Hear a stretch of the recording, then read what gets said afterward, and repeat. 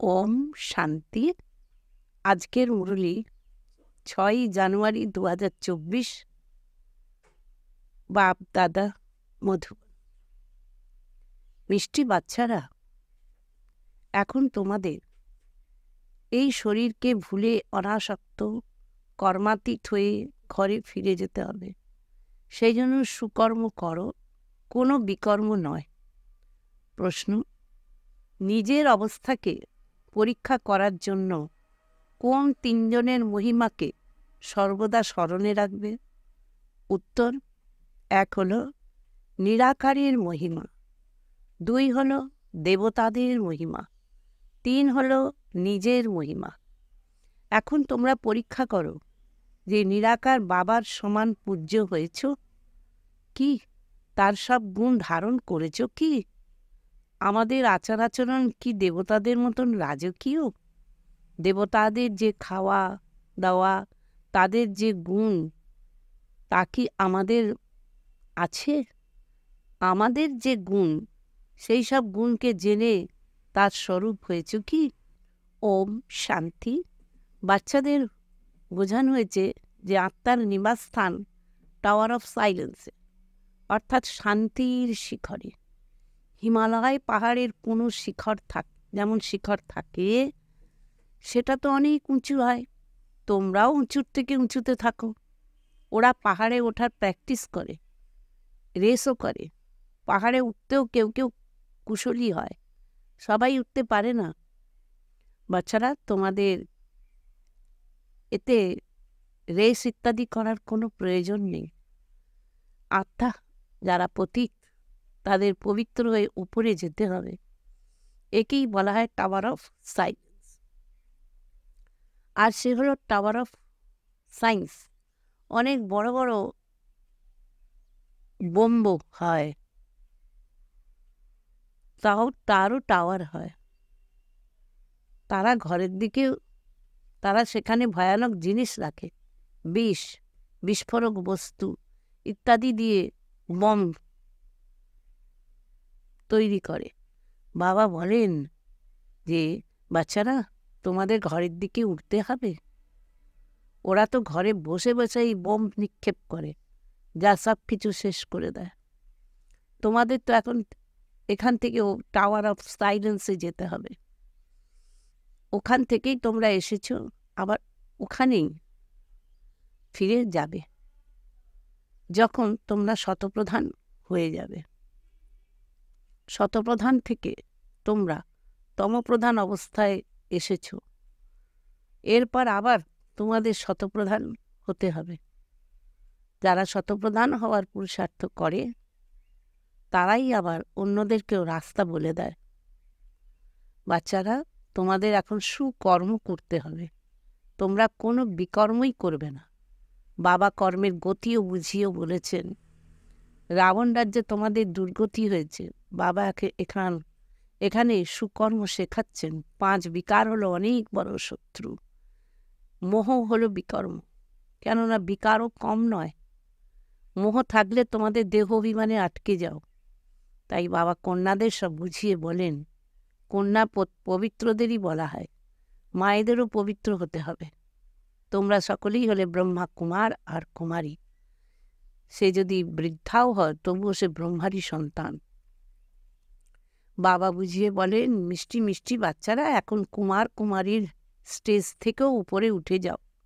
যেমন শরীরে এলে তারপর বের হয়ে যেতে হবে, পরিশ্রম তো করতেই হবে।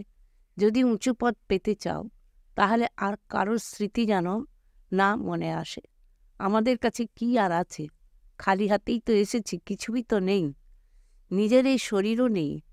এখন এই শরীরকে ভুলতে হবে, অনাসক্ত কর্মাতীত হয়ে যেতে হবে। তোমরাও ট্রাস্টি হও। বাবা বলেন, তোমরা ঘোরো, বেড়াও, কিন্তু অপ্রয়োজনীয় খরচ করো না। মানুষ অনেক দানও করে।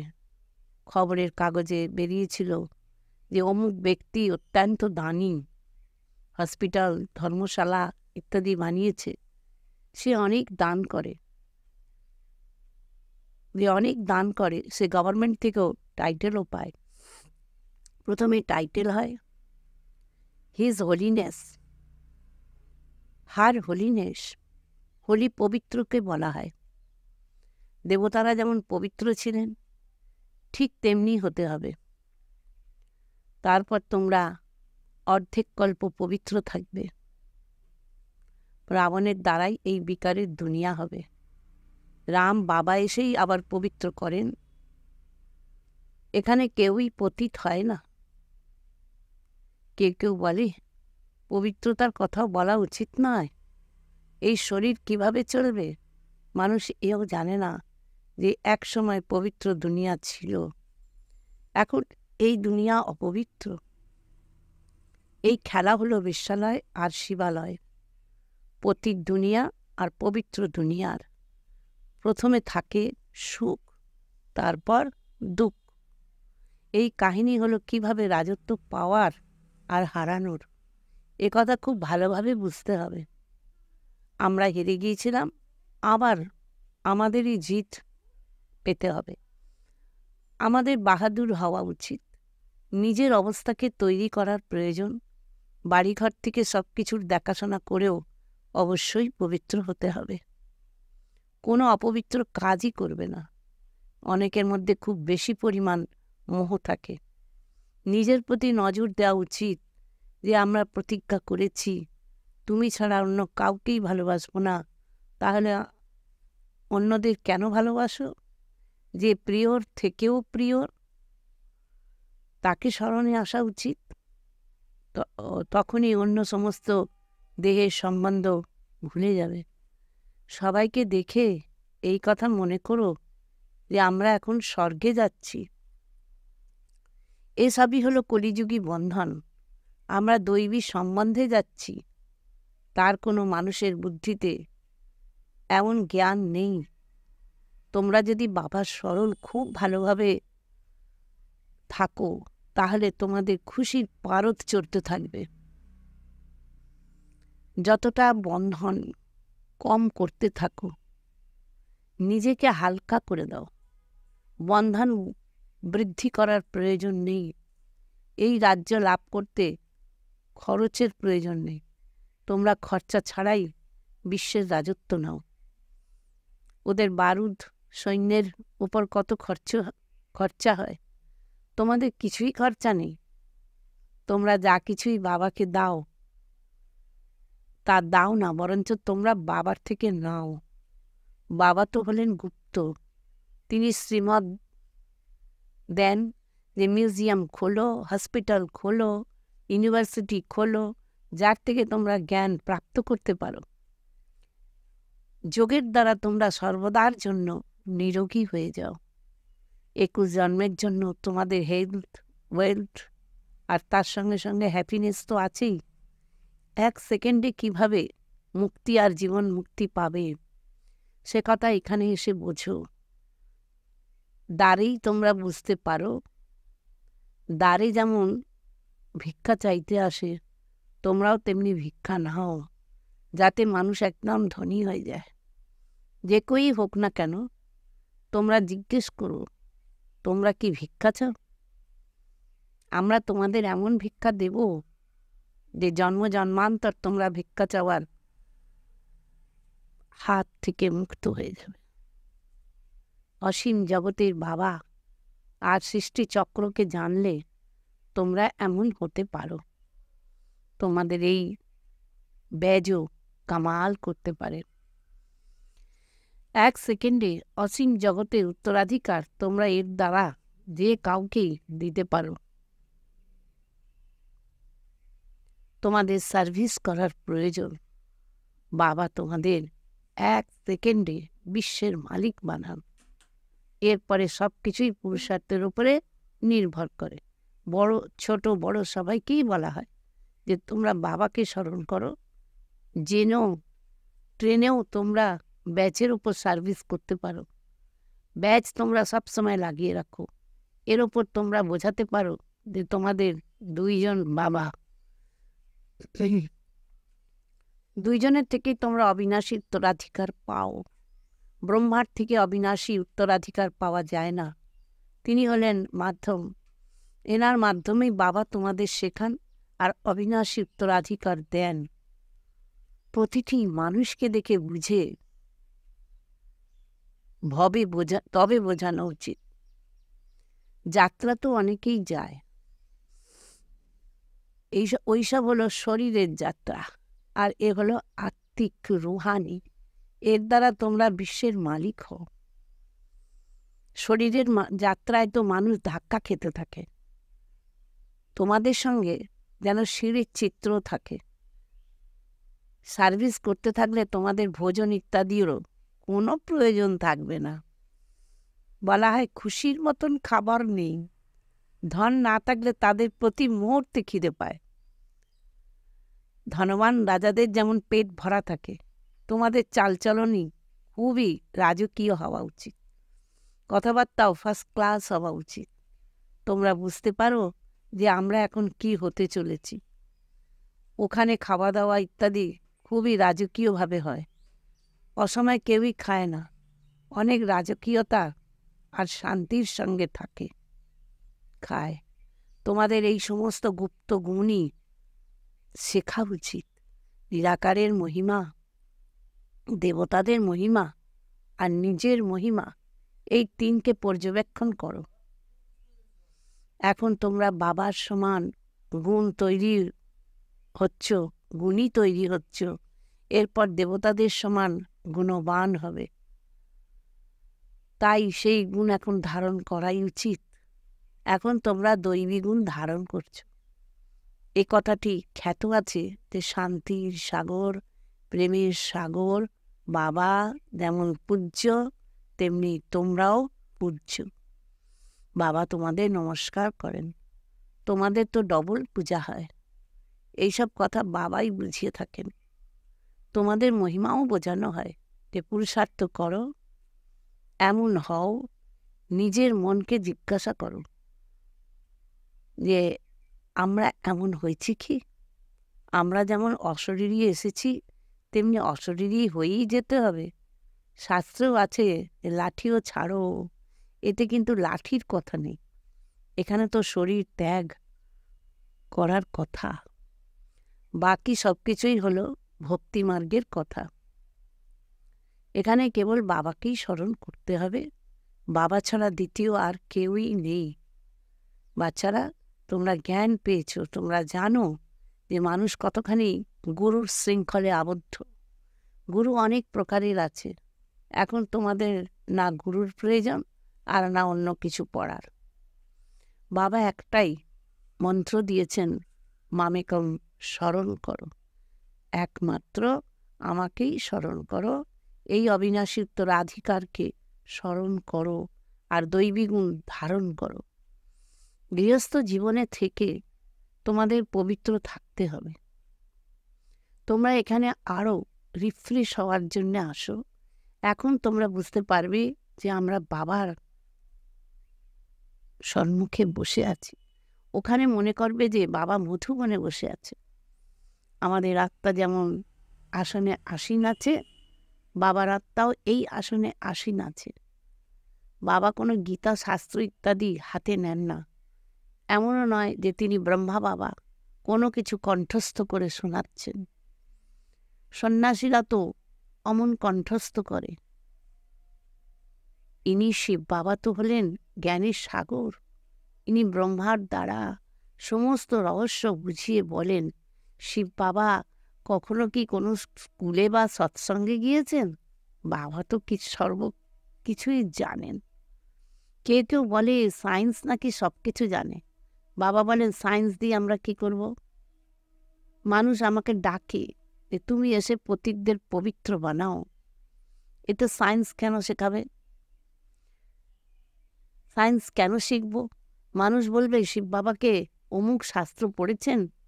আরে তাকে তো বলা হয় জ্ঞানের সাগর। ও সব তো হলো ভক্তি মার্গের শাস্ত্র। বিষ্ণুর হাতে শঙ্খ চক্র গদা পদ্ম দিয়ে দিয়েছে।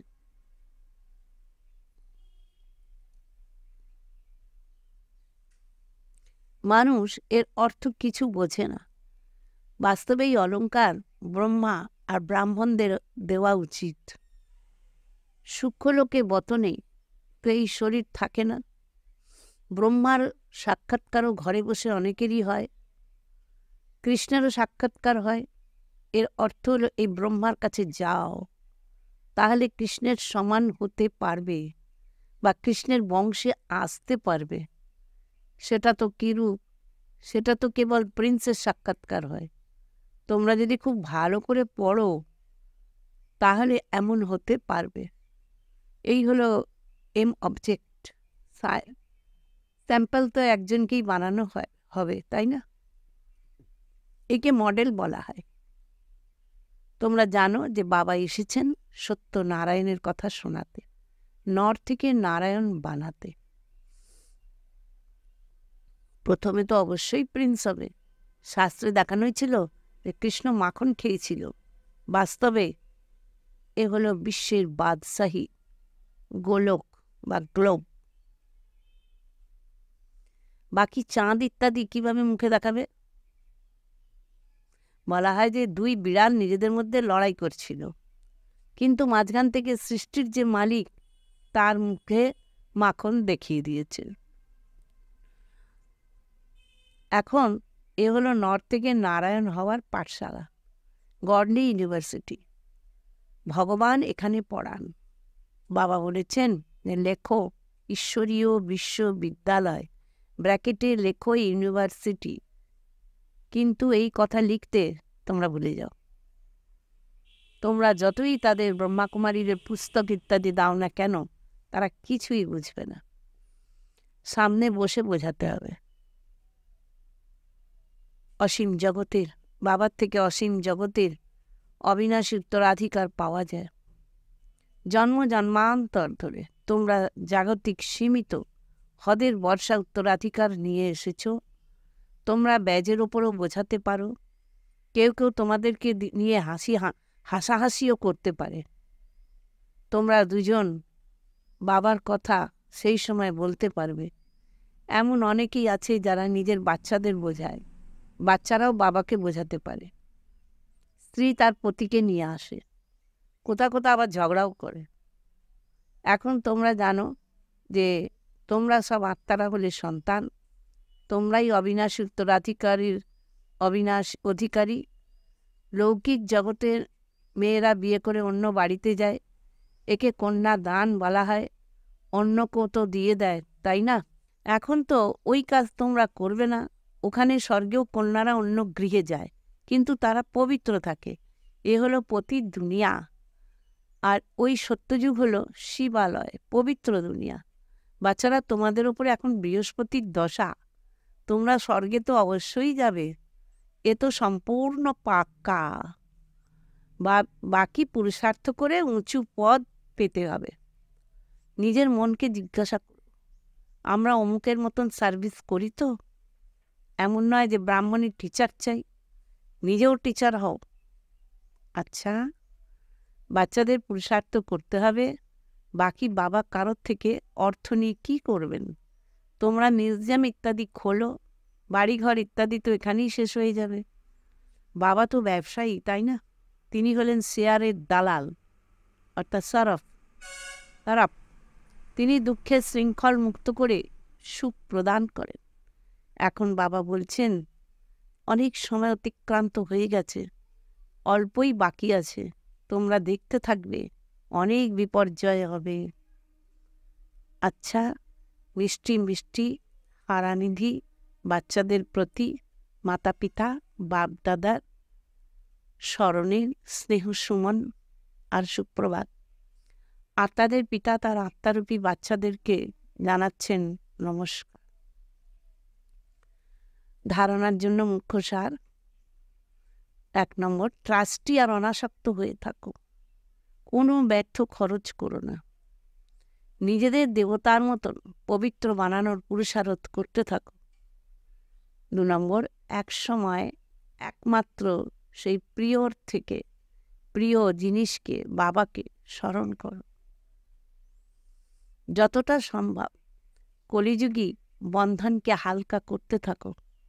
বন্ধন বাড়িও না। তোমরা সত্যযুগী দৈবী সম্বন্ধে যাচ্ছ, এই খুশিতেই থাকো। বরদান, পুরনো স্বভাব সংস্কার বোঝাকে সমাপ্ত করে ডবল লাইট হয়ে থাকা ফরিস্তা ভব। যখন বাবার হয়ে গেছো তখন সমস্ত বোঝা বাবাকে দিয়ে দাও। পুরনো স্বভাব সংস্কারের এতটুকু বোঝাও যদি থেকে যায় তবে উপর থেকে নিচে নিয়ে আসবে, উড়তি কলার অনুভব করতে দেবে না। সেই জন্য বাপদাদা বলেন সব কিছু দিয়ে দাও। এই রাবণের প্রপার্টি নিজের কাছে রাখলে দুঃখই পাবে। ফরিস্তা অর্থাৎ যার কাছে এতটুকু রাবণের প্রপার্টি থাকে না। সব পুরনো খাতাকে ভস্ম করো, তবেই বলা হবে ডবল লাইট ফরিস্তা। স্লোগান, নির্ভয় আর হাসি খুশি মনে অসীম জগতের খেলাকে দেখলে কোনো অস্থিরতা আসবে না। ওম শান্তি। আজকের শ্রীমত 46 নম্বর। সুন্দর কোমল পদ্মফুলের সমান হয়ে থাকতে হবে। দিব্যগুণ 46 নম্বর। সদা হ্যাঁ করা। অবগুণ 46 নম্বর। চঞ্চলতা।